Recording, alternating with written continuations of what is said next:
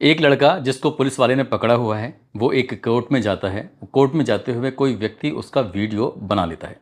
Video बनाता है, उसके बाद कुछ दिन बीत जाते हैं, फिर से वो लड़का, लेकिन पुलिस वाला दूसरा होता है, फिर से उसी कोर्ट में लेके जाता है। इसी तरह से अलग अलग कई पुलिस वाले एक ही लड़के को उसका हाथ पकड़कर बार बार कोर्ट की तरफ लेके जाते हैं। और कोई ऐसा व्यक्ति है जो पहले से ही तैयार रहता है और उस वीडियो को अपने मोबाइल में कैद कर लेता है।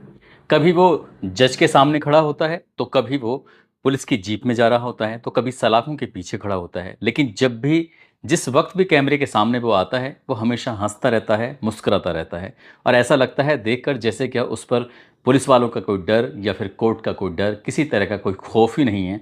वो मुस्कुराता रहता है और इसी की मुस्कुराहट के साथ किसी ने इस वीडियो को सोशल मीडिया पर अपलोड किया और कई तरह के गाने, जैसे कि नायक नहीं खलनायक हूँ मैं, इस तरह के गाने लगाए और साथ में कैप्शन दिया कि इसने अपनी बहन के रेप का बदला लेने के लिए उस व्यक्ति को मार डाला जिसने कि इसकी बहन के साथ रेप किया था।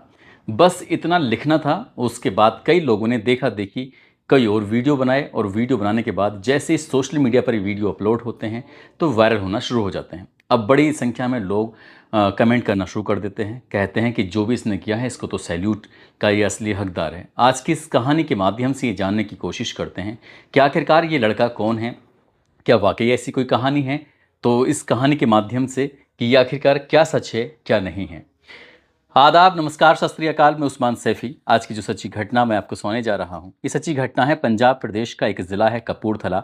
और कपूरथला का ही एक इलाका, एक गांव लगता है बिशनपुर जट्टा। बात कर रहा हूँ 28 अगस्त 2024 की रात लगभग 9 बजे के आसपास पुलिस कंट्रोल रूम को एक सूचना मिलती है कि यहाँ पर एक व्यक्ति की सड़क के किनारे, जो कि लखन रोड पर है, लखन रोड पर एक लाश पड़ी हुई है जो कि खून से लथपथ है। ऐसा लग रहा है जैसे किसी ने उसे धारदार हथियार से बहुत बुरी तरह से मारा है, काटा है।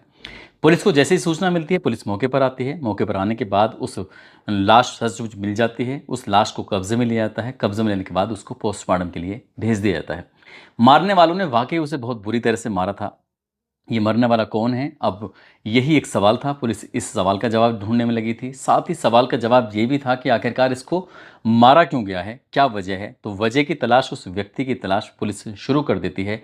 कई घंटे बीत जाते हैं, आखिरकार पुलिस को सफलता मिल जाती है। मरने वाला व्यक्ति जो कि एक मजदूरी किया करता था, जिसकी उम्र लगभग 50 साल के आसपास होती है, जो कि इस बिशनपुर जट्टा इलाके का ही रहने वाला होता है। नाम उसका ओमकार सिंह उर्फ काकी होता है। आखिरकार पुलिस ने इस व्यक्ति की जैसे ही शिनाख्त की है, उसके परिवार वालों को ये सूचना दी जाती है। परिवार वाले मौके पर आते हैं। रो रो कर लोगों का बुरा हाल हो जाता है। इसी बीच में उसका लड़का पहुंचता है। लड़के ने आकर एक कहानी बताई। उस कहानी को सुनने के बाद कभी तो गुस्सा भी आता था, कभी लगता था कि शायद इसने गलत किया है, इसको ऐसी ही सज़ा मिलनी चाहिए। लेकिन ये बात मैं नहीं, बल्कि सोशल मीडिया पर कुछ इसी तरह से वायरल भी होने लगता है। दरअसल उसके लड़के ने कहा कि मुझे दो लोगों पर शक है। एक का नाम आकाशदीप उर्फ सोना है, दूसरे का नाम लवप्रीत है। पुलिस अब इनकी तलाश में जुट जाती है और तलाश में जुटने का सिर्फ वजह यही थी कि साल 2015 में एक लड़की के साथ रेप होता है। वो भी बहुत भयानक रूप में रेप होता है। उस लड़की की हालत बहुत ज़्यादा ख़राब हो जाती है। जिस व्यक्ति ने रेप किया था, उस व्यक्ति का नाम कुछ और नहीं बल्कि ओमकार सिंह उर्फ काकी होता है। पुलिस उसको गिरफ्तार करती है और गिरफ्तार करने के बाद उसको जेल भेज देती है।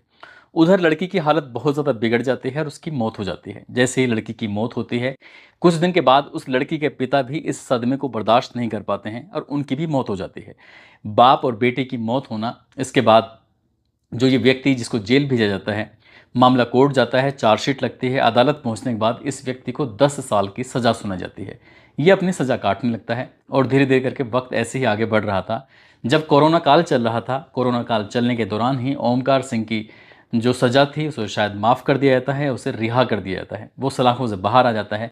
लेकिन उस लड़की का, जिस लड़की के साथ साल 2015 में रेप हुआ था और रेप के बाद उसके पिता ने सदमे में दम तोड़ दिया था। इनकी बाप और बेटी जब मर जाते हैं तो उनका ही एक अपना बेटा होता है जिसका नाम लवप्रीत होता है। लवप्रीत को इस बात पर बहुत ज़्यादा गुस्सा आता है क्योंकि उसकी जो बहन का हत्यारा है और बहन की वजह से जो पिता की मौत होती है, उसे लगता है कि हत्यारा कातिल जो था वो आज भी सलाखों से बाहर घूम रहा है और वो इसके लिए मौके की तलाश में जुट जाता है कि कब उसे मौका मिले, कब वो अपनी बहन की और अपने पिता की मौत का बदला ले। आखिरकार 28 अगस्त 2024 की रात जब वो व्यक्ति अपने मजदूरी करके आ रहा था, शायद बाइक पर बैठा था, और जैसे ही वो आता है उस जगह पर पहुंचता है लखन रोड के पास, गांव विशनपुर जट्टा के पास। तभी मौका पाते ही लवप्रीत और उसका एक साथी होता है, जिसका दोस्त होता है, इसका नाम आकाश दिर्फ उर्फ सोना होता है, वो मौका पाते ही किसी धारदार हथियार से उसकी बेरहमी से हत्या कर देते हैं, उसका कत्ल कर देते हैं। कत्ल करने के बाद वहाँ से भाग जुड़ जाते हैं। लेकिन जब परिवार इसकी वजह बताते हैं तो वजह बताने के बाद इन दोनों की गिरफ्तारी की जाती है, और गिरफ्तारी करने के बाद मीडिया के माध्यम से ये पता चलता है कि आखिरकार इन दोनों आरोपियों ने अपना जुर्म भी कबूल कर लिया। पुलिस ने इन्हें गिरफ्तार कर लिया और गिरफ्तार करने के बाद इनको जेल भेज देता। और ये बात बिल्कुल सच निकलती है कि बहन की हत्या का बदला लेने के लिए, बहन की रेप का बदला लेने के लिए, पिता की मौत का बदला लेने के लिए लवप्रीत ने इस तरह की घटना को अंजाम दिया था। लेकिन जब पुलिस ने इस घटनाक्रम का खुलासा किया तो लवप्रीत का जो चेहरा था उसे पूरी तरह से ढक लिया था। अब लवप्रीत की कहानी लोगों के सामने वायरल होनी शुरू हो जाती है। वायरल इसलिए होने शुरू हो जाती है कि एक लड़का जो कोर्ट में बार बार जा रहा है, जो अप्रैल 2023 में किसी कांड को अंजाम देता है, उसके बारे में जब हमने जानकारी जुटाने की कोशिश की तो एक अद्दू डिफोल्डर के नाम से उसने अपना अकाउंट बनाया हुआ है। अलग अलग सोशल मीडिया हैंडलिंग पर उसके नाम से वीडियो जारी हैं, चल रहे हैं। उसके बारे में बताया जाता है कि इस लड़के ने कोई छोटी मोटी जैसे चोरी या फिर मारपीट जैसी घटनाओं को अंजाम देता है, और वो जानबूझकर पुलिस वाले उसे पकड़ के ले जाएं, कोर्ट के सामने खड़ा करें, कुछ इस तरह की नकली जेल हो उसमें खड़ा हुआ है, कुछ इस तरह के वीडियो अपने ही साथियों से बनवाता है, क्योंकि मीडिया इन्फ्लुएंसर है, ताकि इसकी ज़्यादा से ज़्यादा व्यू हासिल हो सकें। इसलिए इस लड़के ने ये काम किया। अब इस लड़के की जो वीडियो बनाई जाती हैं, अलग अलग पुलिस वाले इसको पकड़ते हैं, कोर्ट की तरफ लेके जाते हैं, और जो घटना हुई थी इस पंजाब के कपूरथला के बिशनपुरा जट्टा में, उस घटना से इस घटना को जोड़ा जाता है। जो लड़का सिर्फ चोरियां, छोटी मोटी वारदात को अंजाम देता है, उन वारदातों के साथ कि इसने अपनी बहन का हत्या का बदला लेने के लिए इस तरह की जो छोटी मोटी रील होती हैं, रील को उसमें अपलोड करके और उससे मामले को हाईलाइट कर दिया जाता है। कहानी दोनों बिल्कुल अलग हैं। जो विशनपुर जट्टा की जो खबर है, जिसमें लवप्रीत नाम के लड़के ने अपनी बहन की हत्या का बदला लेने के लिए काम किया है, वो कहानी अलग है। और जो लड़का ये छोटी मोटी वारदात को अंजाम देकर मुस्कुराता रहता है, पुलिस वालों के सामने आता जाता है, वो कहानी बिल्कुल अलग है। लेकिन लोग उसे जोड़कर देख रहे हैं और इसकी बड़ी तारीफ भी कर रहे हैं कि इसने सैल्यूट का काम किया है। ना तो सैल्यूट का काम लवप्रीत ने किया है, ना ही सैल्यूट का काम उस लड़के ने किया है जिस लड़के को हीरो बनाने की कोशिश की जा रही है। बल्कि कानून ने अपना काम किया था, लेकिन कानून ने शायद जो सबूत मिले होंगे उस वक्त ओमकार सिंह पर वही धाराएं चली, उसी के बाद उसको 10 साल की सज़ा ज़रूर सुनाई गई थी, लेकिन कोरोना काल में उसको किस वजह पर रिहा कर दिया गया, इस बारे में तो कोई जानकारी मिल नहीं पाती है। लेकिन जिस तरह से लवप्रीत अपनी बहन, अपने पिता की हत्या का बदला लेता है, उसके बाद इस लड़के के साथ इस कहानी को जोड़ दिया जाता है। दोस्तों, इस पूरे घटनाक्रम को सुनाने का उद्देश्य किसी को परेशान करना नहीं है, किसी का दिल दुखाना नहीं है, बल्कि आपको जागरूक करना है, आपको सचेत करना है, और आपको बताना जताना है कि कोई भी वीडियो सोशल मीडिया पर अपलोड करने से कम उसकी वास्तविकता, उसकी सच्चाई को ज़रूर जान लें, परख लें। क्योंकि कुछ भी जैसे नायक नहीं खलनायक हूँ मैं, इस तरह का गाना लगाकर उस लड़के को बेवजह रातों रात हीरो बना दिया गया, जबकि उसकी कहानी कुछ उलट ही है। जब उसके बारे में एक संस्थान है मीडिया, उस मीडिया ने आज तक ने उस के बारे में जानकारी जुटाने की कोशिश की, तो पता चलता है कि वो ऐसे ही छोटे मोटे काम करता है।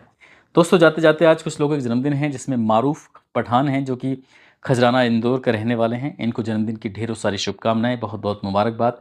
साथ ही कुछ लोगों ने नाम लेने की अपील की है, जिसमें विकास सिंह हैं, शेरशाह इंजीनियरिंग कॉलेज सासाराम बिहार के रहने वाले हैं। डॉक्टर मोहित बहराइच से हैं, दीपक विहारे, शैलेंद्र राजपूत झांसी से हैं, सतीश सक्सेना माधेपुर बिहार से हैं, विकास आनंद मुजफ्फरपुर से, सूरज कुमार झलावर राजस्थान से, अमानुल्लाह वंदना बाराबंकी से हैं, रावेंद्र यादव बदायूं से, धर्मेंद्र आरपीएफ मुजफ्फरपुर से हैं, कालू राम राजस्थान से हैं, फरमान अहमद की बेटी हैं, 5 साल की हो चुकी हैं, जफ़ीरा परवीन और तौहीद निक, इन लोगों ने नाम लेने की अपील की थी। आप सब लोग अपना ख्याल रखें, सुरक्षित रहें। जय हिंद, जय भारत।